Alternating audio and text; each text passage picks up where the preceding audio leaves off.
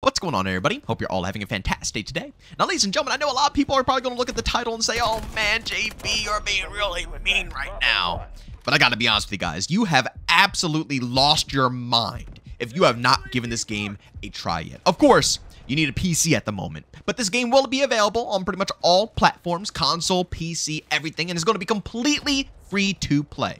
But if you haven't gotten access to this game just yet, I will be streaming it today over on Twitch, where if you watch it for an hour, you get a free access key to the game. So if you're looking for access to this, overall alpha here, tune into the stream, say hello, vibe out for a little bit, and you'll get free access. Again, if you need a little help, you can just chat it up with me in the chat section, and I'll try to guide you guys along there to, get the access towards this game. But seriously, if you have any access to this game, if you have gotten a key, or if you have a PC and you can go ahead and play this game and you haven't already, you've lost your mind.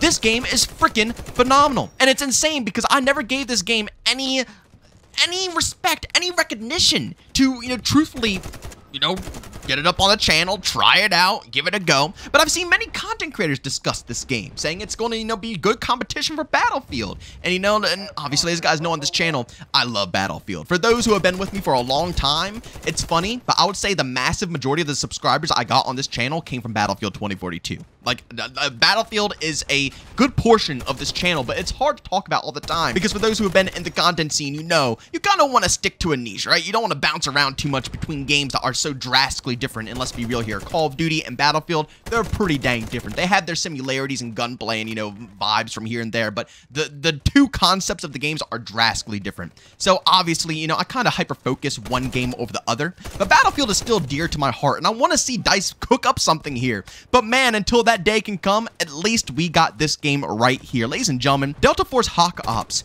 is an absolute banger. It plays good. It's pretty dang smooth, and I have to keep ramming this home to you guys. It's in alpha. Ladies and gentlemen, this game that you're witnessing right here is in alpha, and it's performing better than Battlefield 2042 did in all of its forms. All betas, full launch, all of the above, and this game is running better. Now, a lot of people are going to look at this and say it looks pretty similar to 2042, or maybe a mix of 2042 with some Battlefield 4 here and there. And I agree. When I think of Delta Force, I kind of think of it as like an X-Defiant type of deal here. It's not many competitors that are in the scene for these games. COD, Battlefield, Halo, all these games are very established. And whenever a company comes out with a game, it's usually under supported, not enough, money to back up the game to make it look good, perform good. And usually it always goes to the gutter. But for the first time in a long time, we're seeing a lot of games that are free to play come into these scenes and actually bring up good competition. And like I said, the way I think of this game is the way I think of X-Defiant. It has its differences. It does. You know what I'm saying? It's not an exact clone of Battlefield. But at the same time, it kind of is a clone of Battle, if that makes any sense to you, know what I'm saying? They still branch out and try to do things their own way, but if you look at it, the first thing you're going to think of is Battlefield. And the same thing for X-Defiant, you know what I'm saying? Like, X-Defiant has things that help it stand out, and it's different and unique from Call of Duty. But when you look at it and you watch people play it, you think, oh, wow, this is going to be perfect for a Call of Duty player.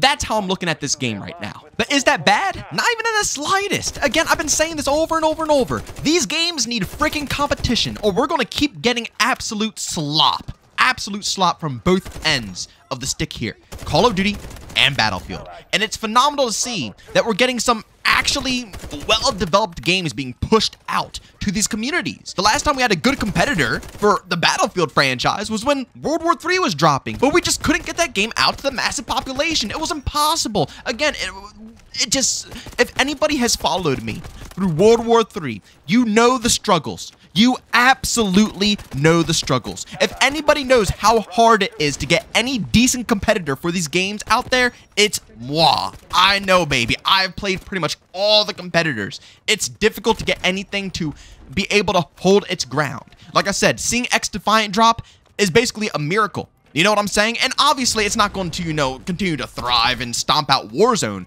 But where it's at right now, it will be able to hold its own in these 6v6, arcade arena style games. And same thing here with Delta Force. Yes, it might look like, Battlefield, resemble Battlefield, but this game is good enough. It's light years ahead of World War III. Light years ahead of World War III. Okay, ladies and gentlemen? we have a good competitor here, and it is just fantastic to see. And EA DICE have to step up their game, or else they are going to get freaking demolished. They are going to get destroyed. They are going to get rammed. Because people are getting sick and tired of the BS that they keep reintroducing. I mean, even here in Delta, Force, they have kind of like, I want to say specialists, but they're kind of like, a mix of the specialist class system. And people aren't even complaining about it because it's not that bad. You could tell it's a lot more thought that's been brought into these classes and everything that's within. The customization to the weapons is so detailed, phenomenal, compared to Battlefield 2042. I mean, let's be honest here. COD, we have an amazing gunsmith, although COD players don't really want that much variety, right? Because Call of Duty is a much more simplistic game. Battlefield, where you want that variety, like Battlefield 4, for example, we have all these attachments to mess around with. We want that variety, but we keep getting less and less. It's like it's the opposites. It makes no sense. But in Delta Force, the customization is freaking superb. It's like Escape from Tarkov styles of customization for your weapons. It's freaking endless. I'm not lying. It is endless. There's so many things to toy around with and mess around with to, fit your liking. You can even fine-tune and tune certain parts of, the weapon attachments, like how you could, was it in Modern Warfare 2 2022 where you can tune attachments? You could do that in this game as well. There's a lot of things to mess around with, and the movement and gunplay are on point. This was what I was worried about. I was worried that this was going to feel like, again, a generic Battlefield. I know Battlefield 2042 isn't a phenomenal game, but one thing it still does good is it feels pretty dang smooth. I enjoy the movement, the gunfights are still there. It's just not, when I look at it, I'm like, this isn't Battlefield. I don't really care for it.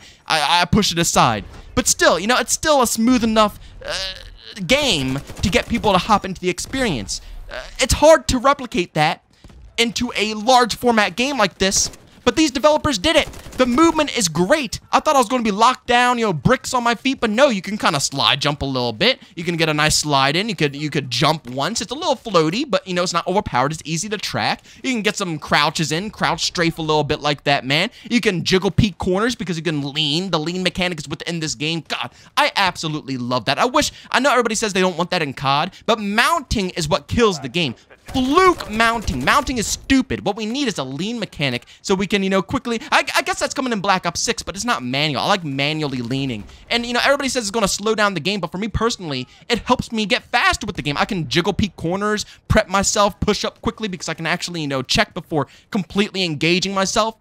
I don't know. Maybe I shouldn't be in COD, but in this game, it fits so nicely. The overall movement as a whole is fantastic. It fits. It suits the game, and it doesn't pull me out of the experience over. Phenomenal. And along with the gunplay, it's on point. Everything is connecting. I couldn't believe how good this game feels compared to any other AAA game when it comes to mouse input and how your mouse reacts and responds.